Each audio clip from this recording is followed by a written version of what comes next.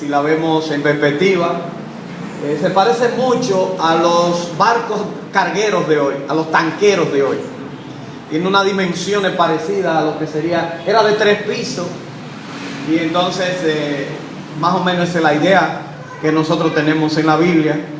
El arca de Noé fue un gran barco. Para su época no fue superado nada. Por las dimensiones que aparecen en el arca, se puede decir que solamente a partir de 1800 y pico comenzaron a hacerse barcazas, pudiéramos decir así, de esa manera. Hoy en día, si usted va a un gran puerto, como por ejemplo yo tuve el privilegio de ver el segundo puerto más grande del mundo, se encuentra en Hamburgo, Alemania.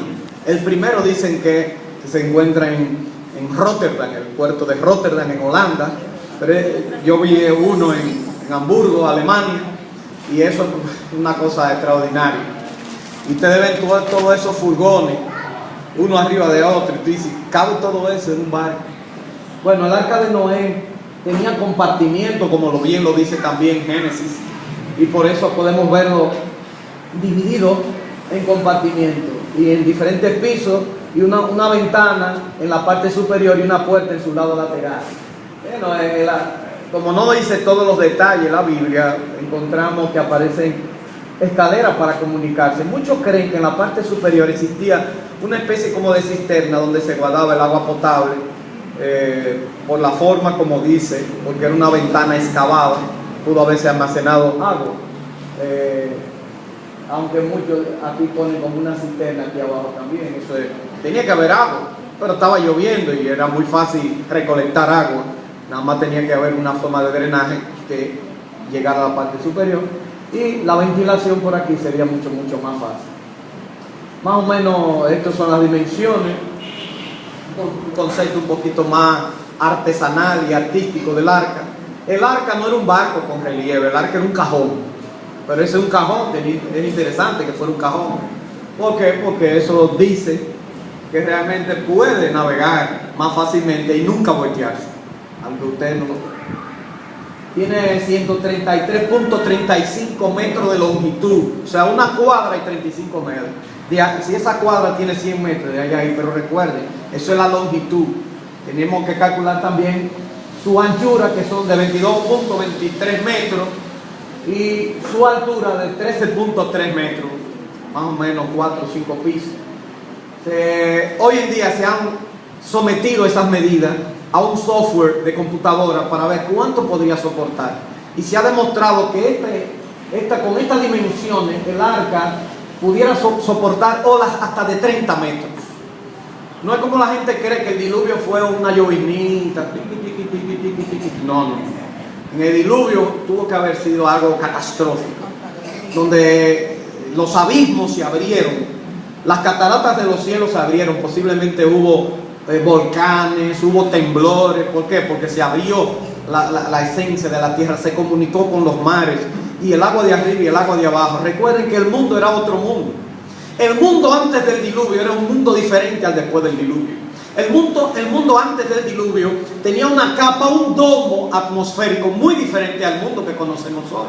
Y por eso la gente de antes del diluvio podía durar hasta 1000 años y más de 1000 años de edad, porque las radiaciones solares y las condiciones atmosféricas eran diferentes.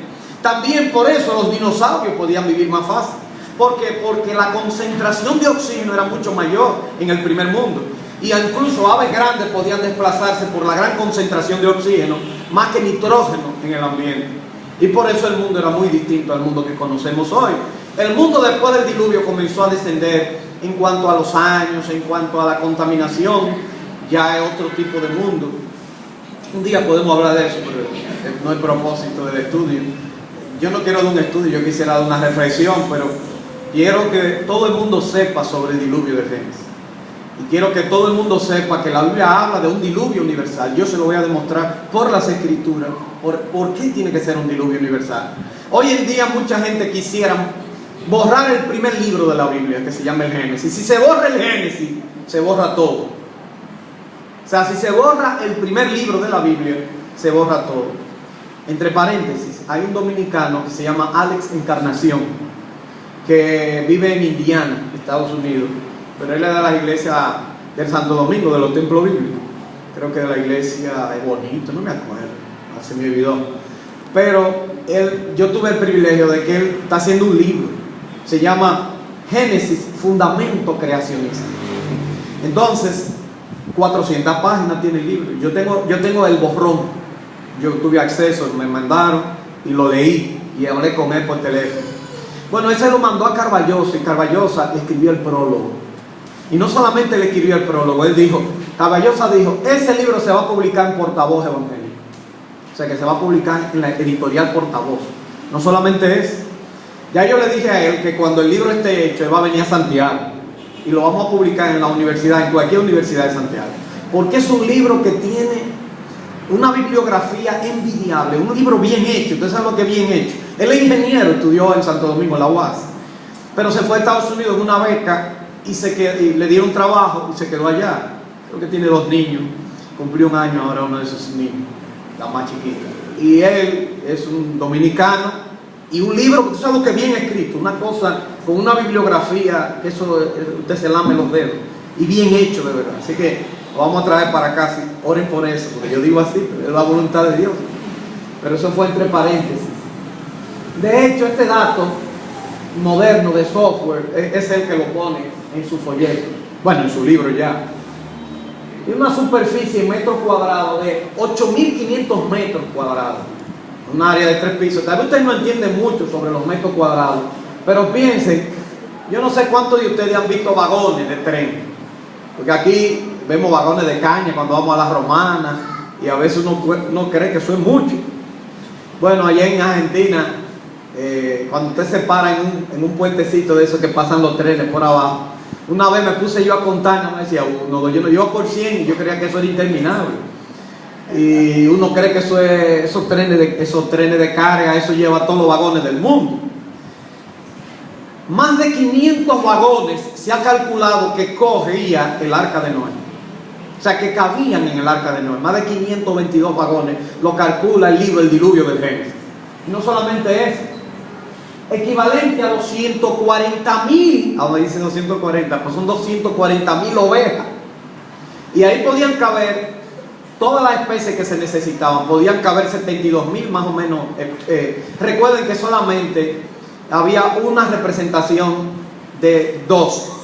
Y ahí no fueron los lobos marinos, ni los delfines, ni la ballena, ni los grandes mamíferos, ni los cocodrilos, ni la tortuga, porque esos son anfibios. Ni fueron los gusanos, ni las estrellas de mar, nada de eso entró al arca. Todo eso está. Pero recuerden ustedes entonces que el Arca de Noé, la gente dice, ¿y los dinosaurios? Posiblemente en el arca entraron algunos dinosaurios. Algo que yo no sabía y que lo he aprendido estudiando el tema es que la mayoría de los dinosaurios no son como el dinosaurio Rex o esos grandes dinosaurios. La mayoría de los dinosaurios en ¿cómo se dice? Los datos arqueológicos son del tamaño de ovejas. La gran mayoría son del tamaño de ovejas. Por eso se toma como referencia a las ovejas. Ahora, ha habido siempre preguntas cómo 8 personas podían con tantos animales. El Arca de Noé duró aproximadamente 1 año y 375 días, 1 año y 10 días o 17 días navegando, que no es sencillo. Entonces eso es bueno que lo tengamos en cuenta. Y tomando en consideración las dimensiones del arca, que eso se parece más a la realidad de lo que nosotros tenemos. Es equivalente a 20 canchas de baloncesto, pero las canchas no solamente son así también. Y si usted pone 20 canchas de básquetbol, eso es mucho. Y más si usted pone furgones dentro de una cancha, caben 3 o 4 o 6 furgones. Entonces por eso caben 500 y pico de furgones en los cálculos que se hace del Arca de Noé. Incluso si somos conservadores, porque esas medidas están basadas en los codos más pequeños, para que no digan que fue que exageramos nosotros. Habían 2 tipos de codo en la Biblia, porque recuerden la altura de un codo, habían de 22 centímetros y habían de 45 centímetros. Si tomamos por ejemplo 40 o 22, que son los más pequeños, aún así dan dimensiones tan grandes como la que nosotros estamos mencionando. Entonces yo creo, hay muchas cosas que decir del arca, solamente quiero hablar algunas cosas. Miren ustedes aquí las dimensiones ya vistas de una manera más acabada y cómo pudo haber sido el Arca de Noé. ya esto es una